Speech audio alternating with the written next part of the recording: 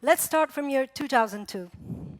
I was a young, successful marketing professional. I just quit a major entertainment company and was planning to start up an independent agency offering services to the blasting video games industry I know so well. I was pregnant, I'd got back to my lovely hometown Rome, and I thought a sort of year, a sabbatical year, expecting the child, would help me pull out later the energies I needed to be both a manager and a mother.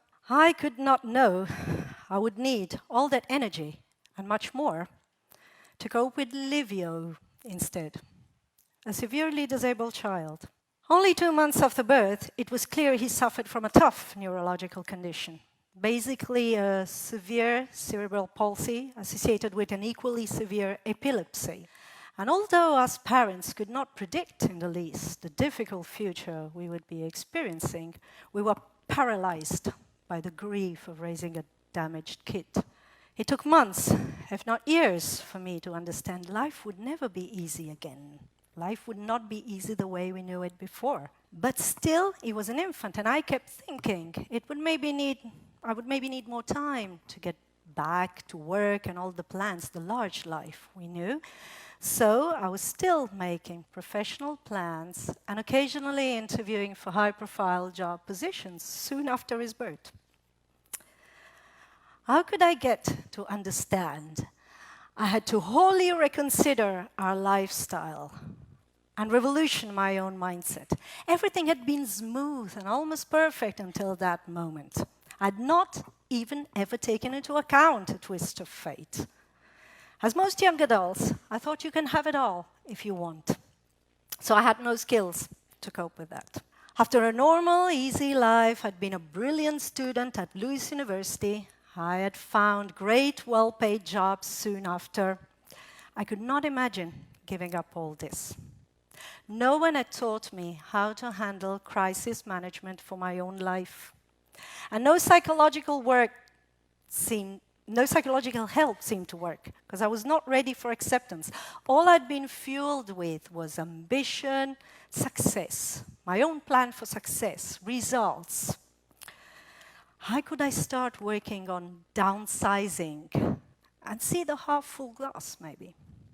The therapists I met scheduled 45-minute sessions 3 times a week of speech and motor therapy. Then at the end of it, they handed us the child and said, now you be parents now, not therapists. Whatever that meant when you had long hours with your child without really knowing what to do, God knows. The idea was fast rehabilitation in the early fertile years and development of skills, trying to maximize the residual potential and putting less charge as possible on the family. So the messages were, think of the couple, think of yourself, think of the rest of the family. A lot of comprehension and often a lot of resignation. These were the key precious messages I received for several long years. Now I know a change of perspective could have enlightened me earlier if I'd met good therapeutic masters, but I was not ready to welcome them. Over that long period of time, I kept fighting hard and alone against my child's disability. All I could wake up for in the morning was the thought, I'll climb mountains and I'll spend all my energies to make this child, to make Livio as close to normal as possible. This was the obsession. I still believe change was possible, if you want. Again, I could not take into account decisions coming from fate or any God. That's where the key was, performance. Because unfortunately, there was nature between my hopes and reality. And although we could help the kid to have a decent quality of life, no miracles happened given the situation, no matter my strenuous efforts. I was not ready to laugh with this kid until he would not be performing as the others. And so I was always unhappy. Performance, as I said. I had lived all my life thinking about it. Not even in the remotest corner of my mind would I imagine something different and equally valuable as achievements. And when they started telling me about being, not doing, I was almost surprised. Living and just being was just not enough for me. My perspective changed radically when we decided to request the support of a charismatic Israeli therapist for children with special needs, Shai Silberbush, who took care, this amazing guy, not only of my, by that time, 15-year-old child, but also of the rest of the family. Because interestingly enough, we happen to have another child 3 years after Livio. His name is Giulio. And for the upside-down rules of the universe, he is a gifted child. So he's a certified genius. But that's the topic of another TED Talk, and it'll come in the future. So coming back to Shai, that's where the real change occurred. Because thanks to him and his huge, deep work with the whole family, I understood rehabilitation had to match with life. Another interesting thing is I learned that Shai, the name Shai in the Hebrew language stands for gift. And I like to think that this guy came to us as a gift at the right moment when we really needed that change. So I understood that we could do it all out of those unattractive therapy rooms with people pushing for 45 minutes and then leaving you alone in the real world. And I also thought, weird enough, Italians, you know, they are considered worldwide, they're reputed as the best people to know how to enjoy life, live it, the quality of life, la dolce vita. And then when it comes to disability, all they can think of is rehab. And a lot of great advice, but little experience on the ground. And I thought, now this really should go upside down. The guy thought therapy was nothing more than living everyday life with the child, playing at the park or at the beach.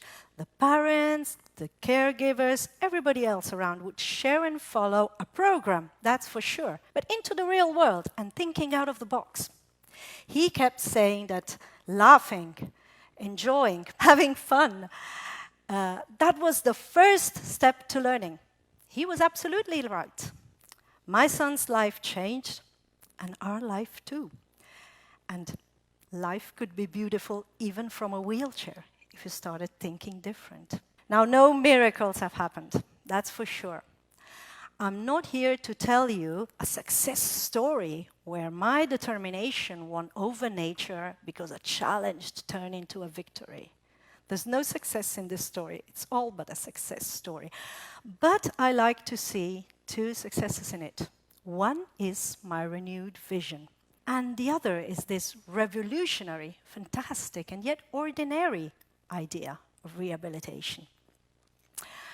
But the major revolutionary lesson I learned is when you cannot lead the direction, you can choose how to live with the accidents along the journey.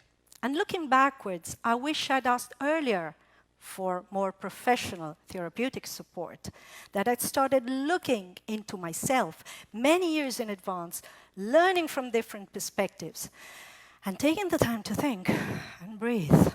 I advise every young person to develop these protective skills while they're not thinking about it and while they're not in immediate need, as a tool for our always unpredictable human future.